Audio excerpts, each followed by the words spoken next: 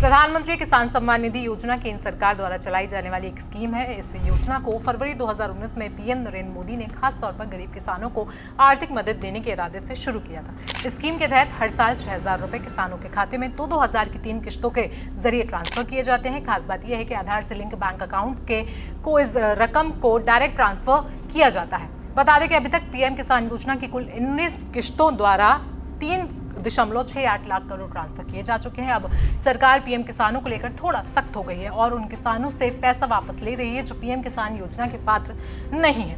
18 मार्च 2025 को केंद्र सरकार द्वारा रिलीज के मुताबिक पीएम किसान पोर्टल पर राज्य केंद्र शासित प्रदेशों द्वारा वेरीफाई किए गए डेटा के आधार पर लाभार्थियों के खाते में डीबीटी मोड के जरिए पैसे ट्रांसफर होते हैं। ये सुनिश्चित करने के लिए कि लाभ केवल पात्र लाभार्थियों को जारी किया जाए, भूमि सीडिंग, आधार आधारित भुगतान और ई-केवाईसी को अनिवार्य कर दिया गया। इस अनिवार्य मानदंडों को पूरा नहीं करने पर किसानों का लाभ रोक दिया गया है। जैसे ही किसान अपनी सारी आवश्यकताओं को पूरा करेंगे वैसे ही उनके खाते में पैसे आना शुरू हो जाएंगे। इसके अलावा राज्य केंद्र शासित प्रदेशों को उच्च आय वर्ग जैसे आयकरदाताओं, पीएसयू के कर्मचारियों, राज्य केंद्र सरकार, संवैधानिक पद धारकों आदि के कारण चिन्हित अपात्र किसानों को हस्तांतरित की गई राशि भी वसूली करने का आदेश दिया गया है। 416 करोड़ रुपए की रकम देश भर में अब तक अयोग्य लाभार्थियों से वसूली की जा चुकी है। अब आपको बता देते हैं कि आखिरकार पीएम किसान योजना क्या है। पीएम किसान भारत सरकार से 100% फंडिंग वाली एक सेंट्रल स्कीम है।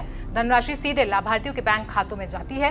योजना के तहत प्रतिवर्ष 6,000 रुपए की 3 समान किश्तों में रकम सीधे लाभार्थी किसानों के खाते में ट्रांसफर की जाती है। भूमि धारक पात्र परिवारों के आधार सीडेड बैंक खातों में हर 4 महीने में 2-2 रुपए सरकार द्वारा भेजे जाते हैं। अब आपको बताते हैं कि आखिरकार अपना बेनिफिशियरी स्टेटस आप कैसे चेक कर सकते हैं। सबसे पहले आप पीएम किसान की आधिकारिक वेबसाइट यानी कि pmkisan.gov.in पर जाएं। इसके बाद फार्मर्स कॉर्नर पर जाएं, बेनिफिशियरी स्टेटस का ऑप्शन क्लिक करें, फिर आप अपना आधार नंबर या फिर अकाउंट नंबर दर्ज करें।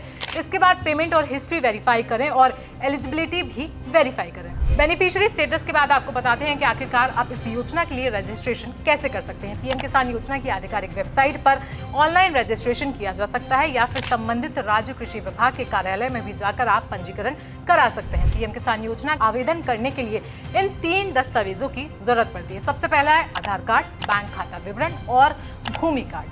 तो अगर आपने अभी तक पीएम किसान सम्मान निधि योजना में अपना रजिस्ट्रेशन नहीं कराया है तो इन सीधे स्टेप से अपना रजिस्ट्रेशन कराएं और अगर आपने ई-केवाईसी नहीं कराया है तो जल्दी से जाकर अपना ई-केवाईसी कराएं। बाकी देश दुनिया की खबरों के लिए आप बने रहें जनसत्ता के साथ।